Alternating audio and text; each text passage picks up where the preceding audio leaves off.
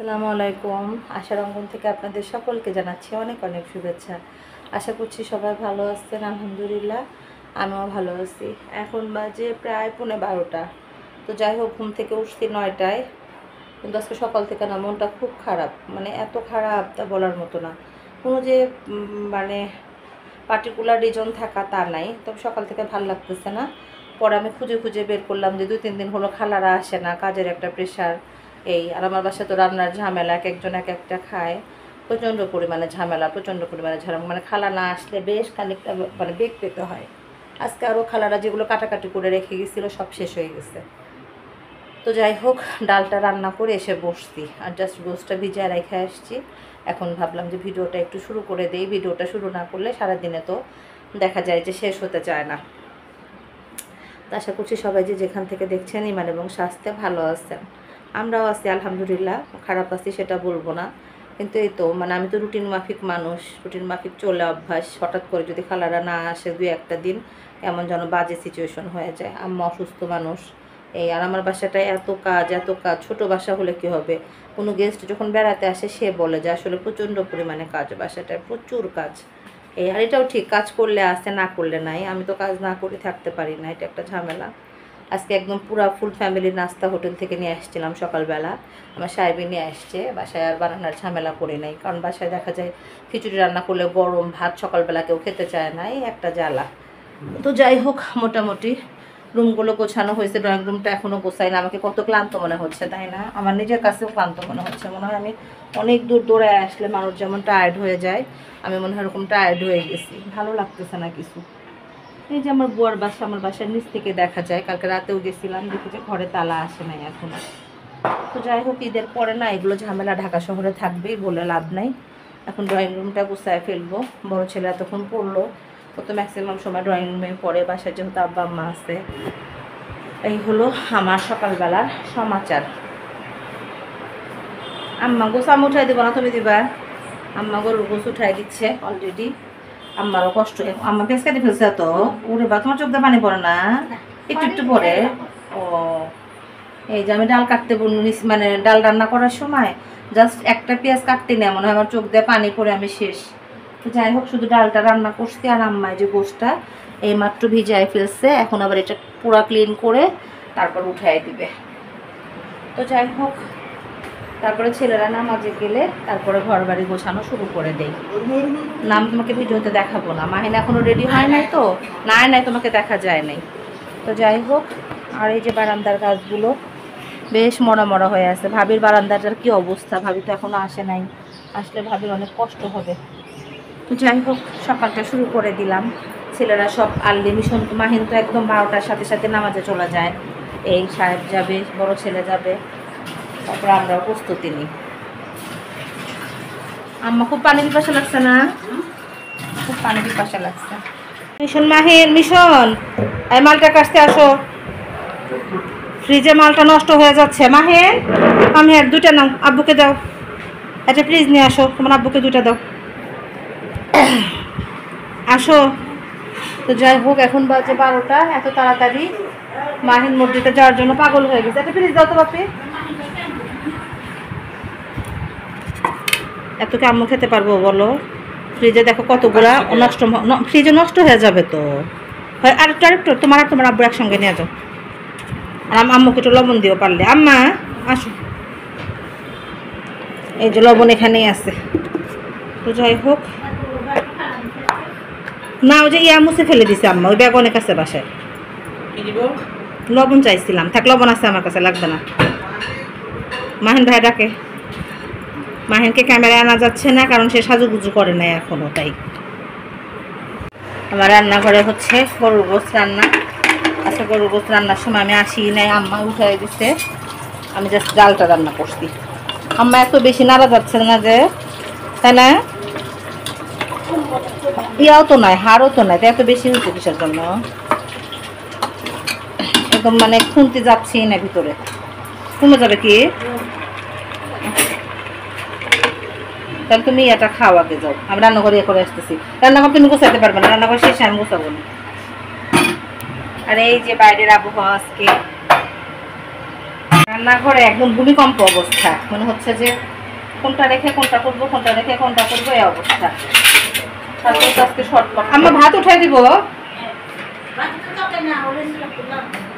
ওই চুলাই দিব না, ইয়া হয়ে যায়। কয় পর দেবো? 2 পর না 2.5 পর?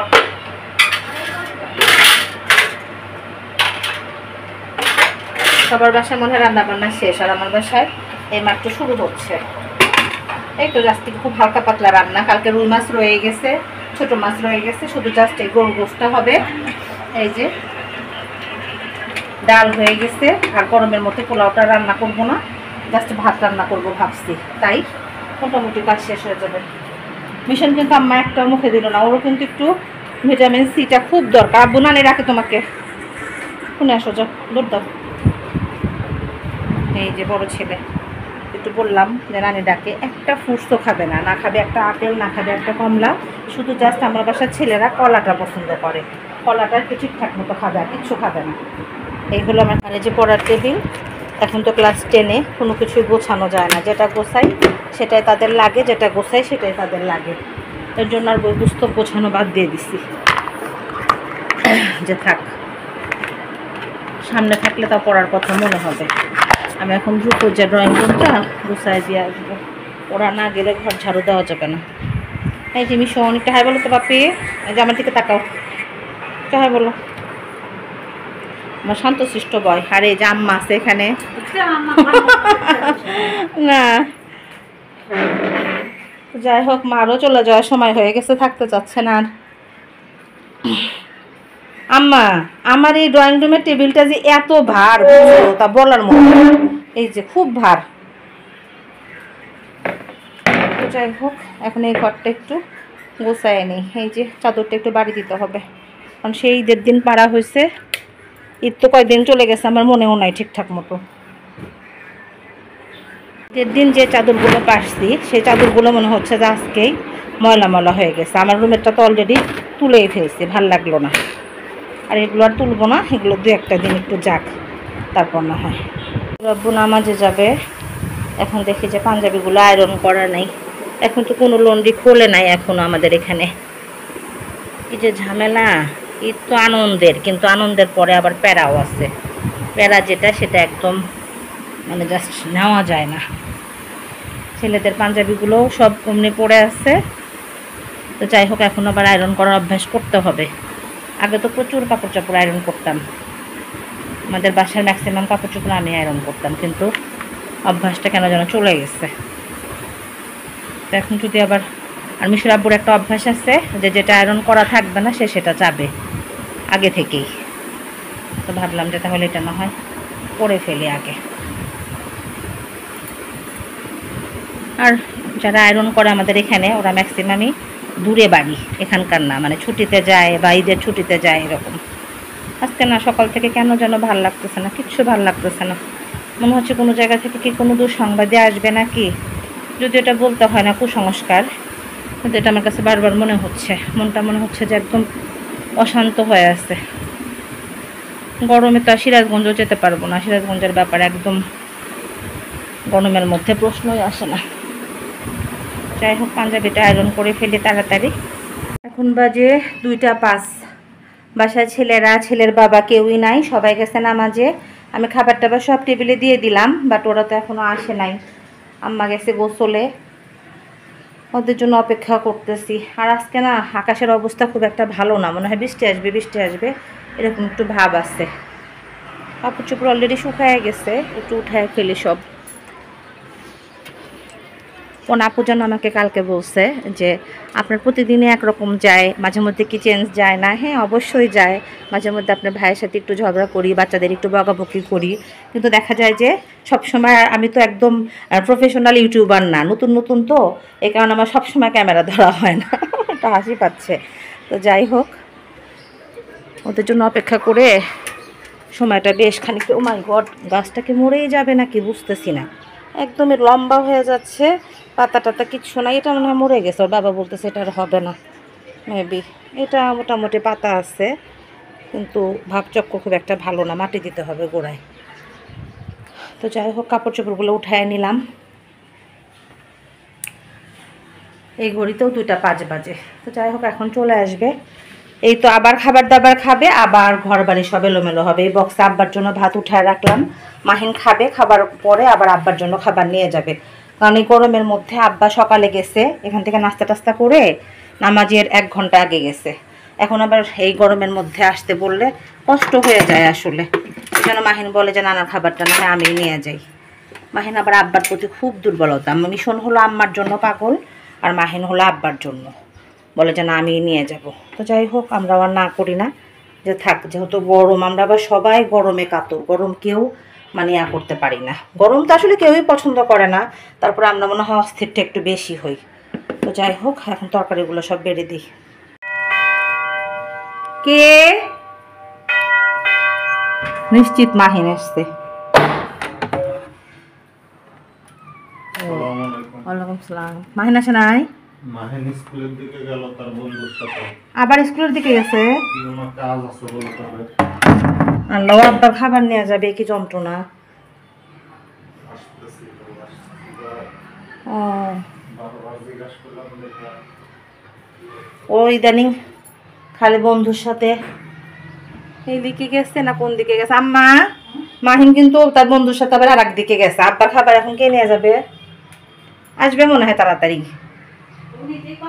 সবাই ভাত খেতে বসে গেছি। আজকে আমাদের আছে হলো বল মাছ ভুনা, সেই সাথে আছে হলো সাদা ভাত, ডাল, গরুর গোশ আর রুই মাছ। রুই মাছের তরকারি, তাই না আম্মা? রুই মাছ তো ভুনা না।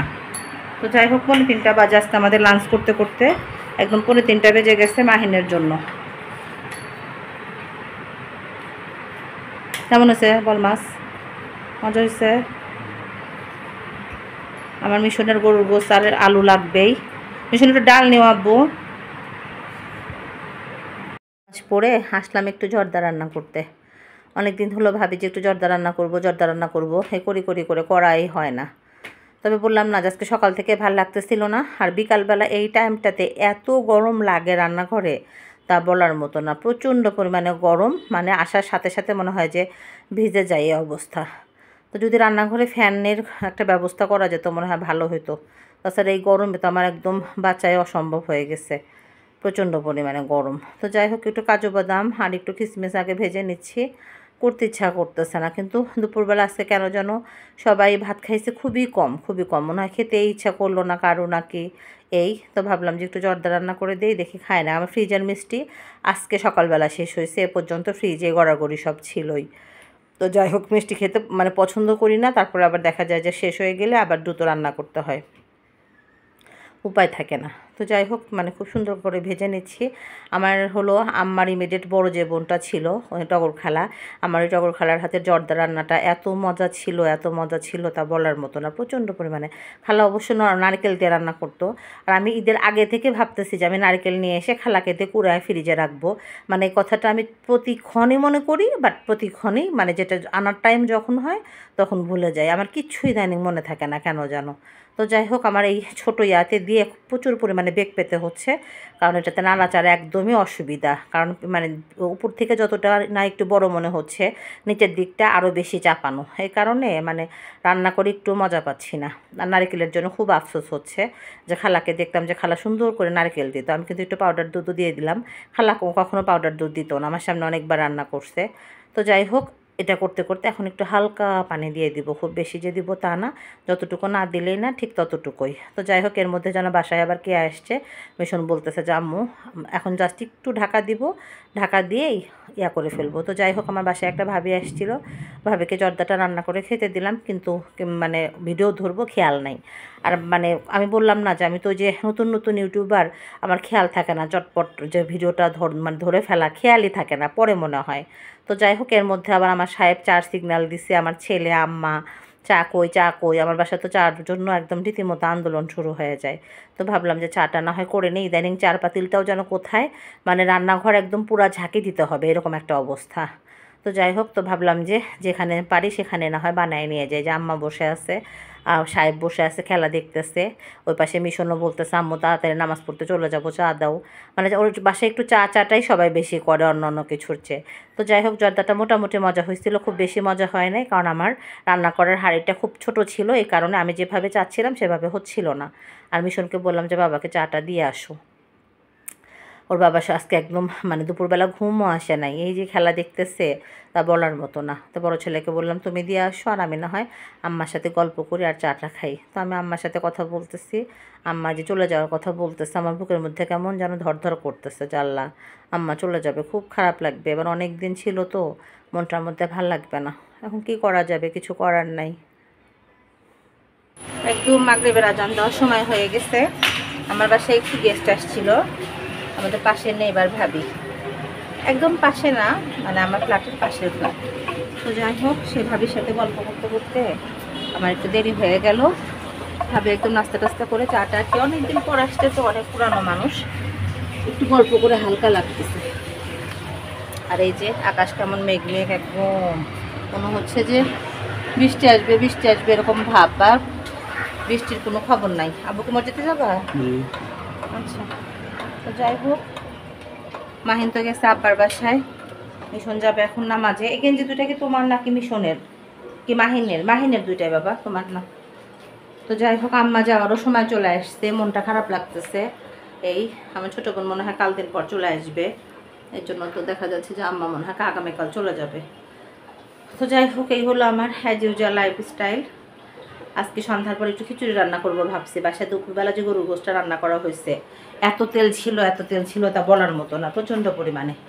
তো ভাবতেছি তাহলে একটু সন্ধ্যার পরে সুন্দর করে খিচুড়ি রান্না করি ভাবছি, নিয়ত করছি।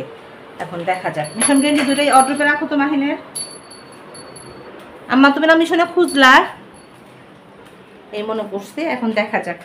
তো যাই হোক, ভিডিওটা না হয় এখানে শেষ করে ফেলি। সবাই ভালো থাকবেন, সুস্থ থাকবেন, আশার অঙ্গনের সঙ্গে থাকবেন, আমার চ্যানেলটি সাবস্ক্রাইব করবেন, সে সাথে গঠনমূলক সমালোচনা করবেন। তবে যে পর্যন্ত, আল্লাহ হাফেজ।